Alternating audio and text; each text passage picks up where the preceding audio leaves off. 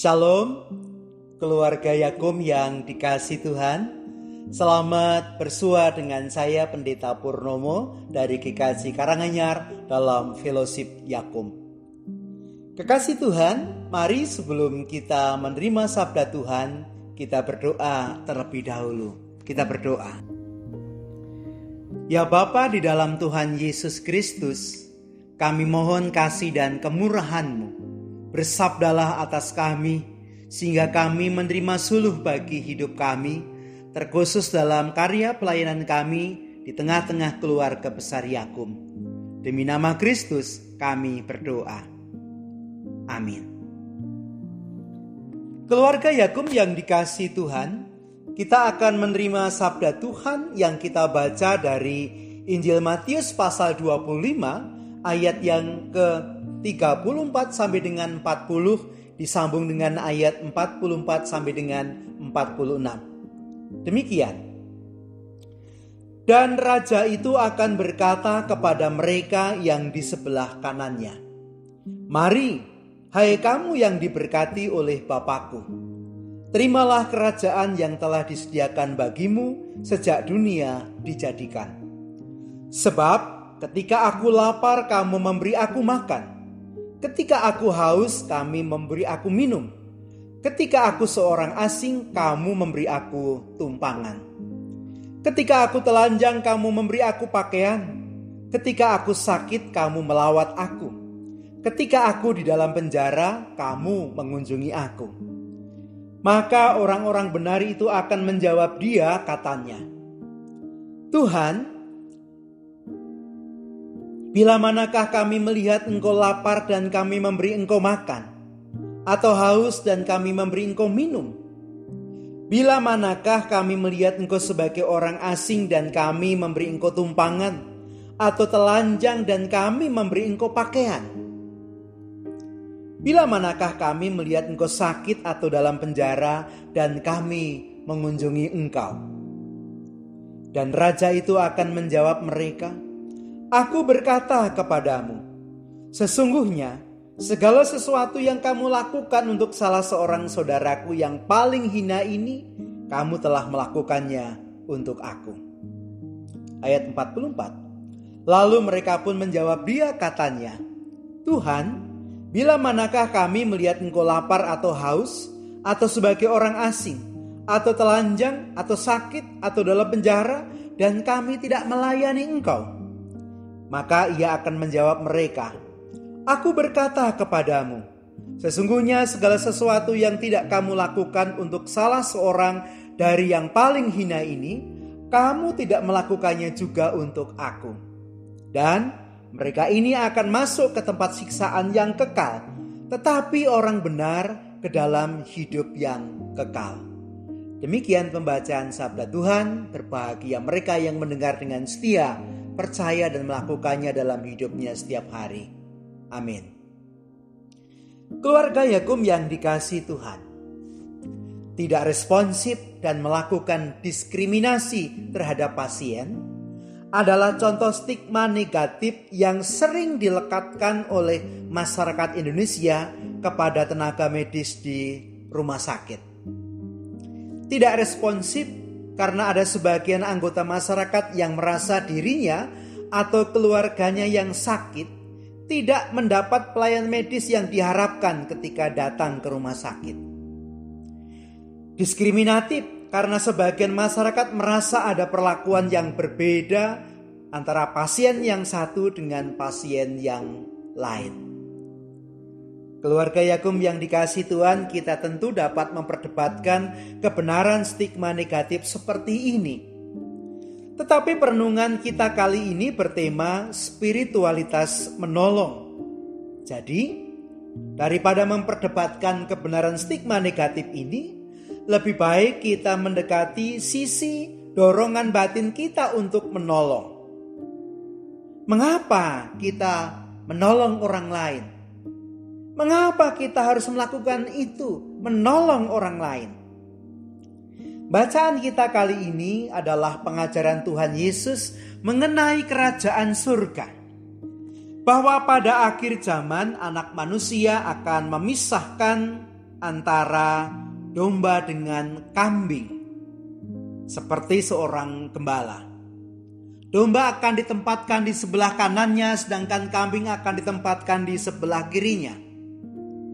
Domba-domba itu adalah yang disebut sebagai orang-orang benar, dan kepada mereka sang raja akan berkata, "Mari, hai kamu yang diberkati oleh Bapakku, terimalah kerajaan yang telah disediakan bagimu sejak dunia dijadikan. Kepada mereka ini akan diberikan kemuliaan kerajaan yang diberikan kepada mereka." Pertanyaannya, mengapa? Mengapa mereka menerima itu? Raja itu menjawab begini, "Sebab ketika aku lapar, kamu memberi aku makan. Ketika aku haus, kamu memberi aku minum. Ketika aku seorang asing, kamu memberi aku tumpangan. Ketika aku telanjang, kamu memberi aku pakaian. Ketika aku sakit, kamu melawat aku.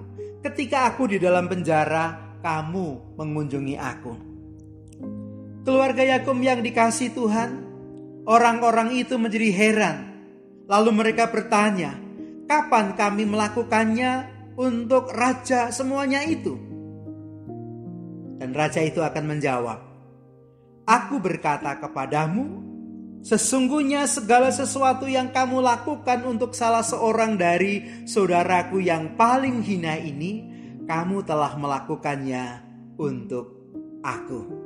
Saya ulangi, segala sesuatu yang kamu lakukan untuk salah seorang dari saudaraku yang paling hina ini, kamu telah melakukannya untuk aku. Keluarga Yakub yang dikasihi Tuhan, sekarang jelas bagi kita alasan yang pertama mengapa kita harus menolong orang lain, tentu dengan responsif dan tidak diskriminatif, adalah karena semua pertolongan yang kita berikan kepada orang lain, terutama yang dianggap paling hina, itu sebenarnya kita lakukan bagi Tuhan Yesus. Dalam diri setiap orang yang memerlukan pertolongan, dalam konteks rumah sakit berarti pasien, ada Tuhan Yesus yang hadir di situ, dan oleh karena itu kita harus melayaninya dengan menolongnya sebaik mungkin yang kita bisa, responsif dan tanpa diskriminasi. Itu alasan yang pertama, karena ada Tuhan Yesus di sana, yang kita lakukan itu kita lakukan untuk Tuhan Yesus. Alasan yang kedua kita mengapa harus menolong orang lain adalah karena kita akan dihakimi bila kita tidak berbuat sesuatu untuk menolongnya.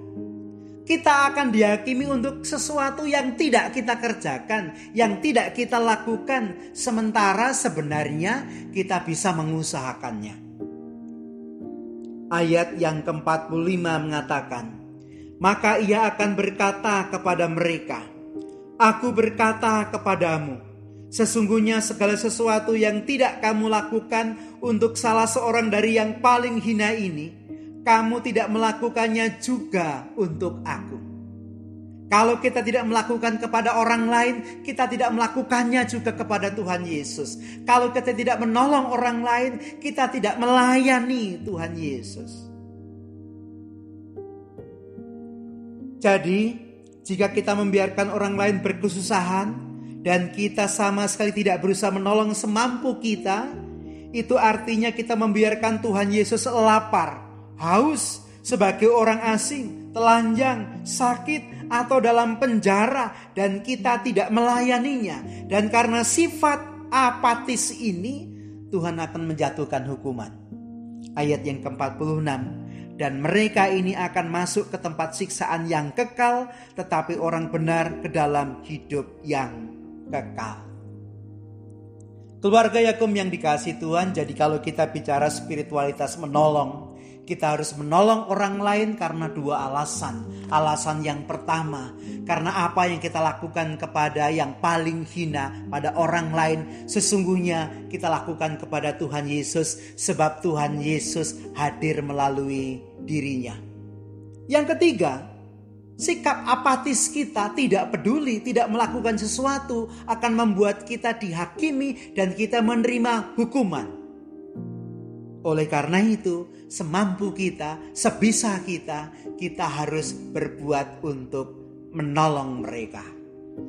Siapapun yang datang kepada kita, kaya, miskin, laki-laki, perempuan, apapun sukunya, apapun bangsanya, sesungguhnya melalui dia Tuhan Yesus hadir menjumpai kita.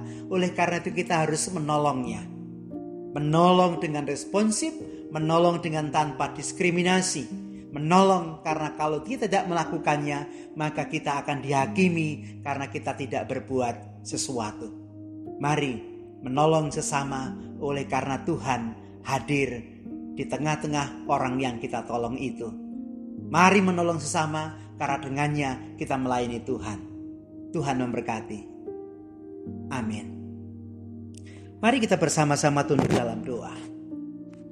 Bapa di dalam Tuhan Yesus Kristus, terima kasih Engkau perkenankan kami untuk menggumuli kebenaran sabda-Mu. Ya Tuhan, kami boleh belajar bahwa siapapun yang datang kepada kami dan memerlukan pertolongan, harus kami tolong dengan responsif dan tanpa diskriminasi. Karena sesungguhnya Engkau hadir bersama-sama dengan mereka. Dan kalau kami melayani mereka, maka kami melayani Engkau. Dan kalau kami bersikap apatis kepada mereka, maka kami tidak mempedulikan Engkau. Terima kasih Tuhan. Kuasai kami Roh Kudus-Mu, supaya setiap kami keluarga Yakub dapat menolong orang lain dengan baik, dapat melayani Engkau dengan baik. Berikanlah berkat kesehatan, berikanlah berkat kelimpahan rezeki, berikanlah berkat kebahagiaan bagi kehidupan kami sekeluarga. Dan berikan kepada kami kesungguhan hati untuk bekerja, melayani dan beribadah di tengah-tengah keluarga Yakub. Berkatilah setiap bagian dari keluarga besar Yakub, rumah sakit, lembaga-lembaga pendukungnya, gereja-gereja, semuanya. Sehingga kami boleh bergandengan tangan untuk menjadi alat-alat Tuhan menghadirkan damai sejahtera dimanapun kami berada. Terima kasih Bapa, demi nama Tuhan Yesus Kristus kami berdoa. Amin. Keluarga Yakub yang dikasihi Tuhan, sampai di sini perjumpaan kita bersua di lain kesempatan. Kita berpisah dan Allah Bapa, Putra dan Roh Kudus memberkati saudara-saudara sekalian. Amin.